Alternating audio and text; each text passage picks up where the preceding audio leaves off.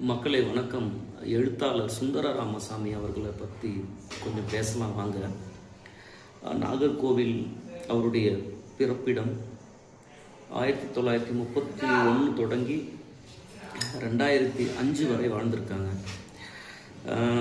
அவருடைய ஒரு புளிய மரத்தின் கதை எனும் நாவல் ரொம்ப பிரபலமான நாவல். ஜே சில குறிப்புகள் எனும் நாவல் ஒரு காலகட்டத்தில், குறிப்பாக 1981 அந்த காலகட்டங்களில் ரொம்ப பரவலாக எழுத்தை நேசிக்கக்கூடிய மக்களால் விரும்பப்பட்ட ஒரு நாவலாக இருந்துள்ளது.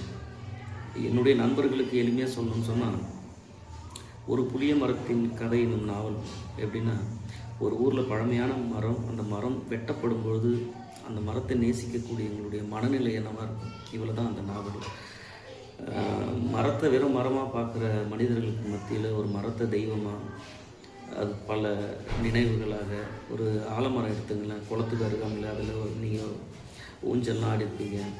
உங்களுக்கு கனி கொடுத்த மாமரம், நிழல் கொடுத்த வேப்ப மரம், இப்படி ஒரு மரம் என்பது ஒரு மனிதனுடைய நினைவாக, வாழ்வியலாக, அனைத்துமாக இருப்பதை அந்த ஒரு புளிய மரத்தின் கதை எனும் நாவல் மிக அற்புதமாக நமக்கு கண்ணெதிரே காட்சியாக விளங்கும், விரியும். ஜே சில குறிப்புகள் இந்த எழுத்தாளருடைய ஒரு தனிப்பட்ட ஒரு ரசனை அப்படின்னு எடுத்துக்கலாம்.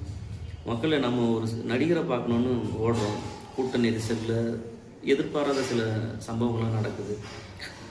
ஆனால் எழுத்தாளர்கள் தான் மற்றொரு எழுத்தாளனை பார்க்கணும் அப்படின்னு சொல்லிட்டு ஆசைப்படுவாங்க, விரும்புவாங்க. கொஞ்சம் யோசிச்சு பாருங்கள், திருவள்ளுவர் உயிரோடு இருந்தால் அவருடைய வீட்டுக்கு அருகாமையில் எவ்வளோ வாசகர் வட்டம், அவரை எப்படிலாம் போய் நேசிப்பாங்க, என்னெல்லாம் கேட்பாங்கன்னு யோசிச்சு பாருங்களேன். அப்படி தான் இப்போது நான் இப்போது தொடர்ச்சியாக படிச்சுட்டு வர்றதுனால ஒரு சில எழுத்தாளர்கள், ஜெயகாந்தன் ஐயாவை பார்க்க முடியாது. ஒரு முறை பிரபஞ்சன் ஐயாவை பார்த்துட்டேன், ரொம்ப சந்தோஷப்படுறேன். அப்படி சில எழுத்தாளர்கள், எஸ் ராமகிருஷ்ணன் அவர்கள் ஐயாவை பார்க்கணுன்னு ஆசைப்படுறேன்.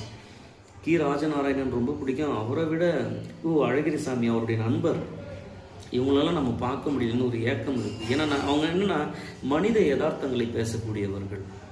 வழக்கமாக நல்லது கெட்டதுன்னு சொல்லித்தர வாத்தியார் எழுத்தாளர்கள் கிடையாது.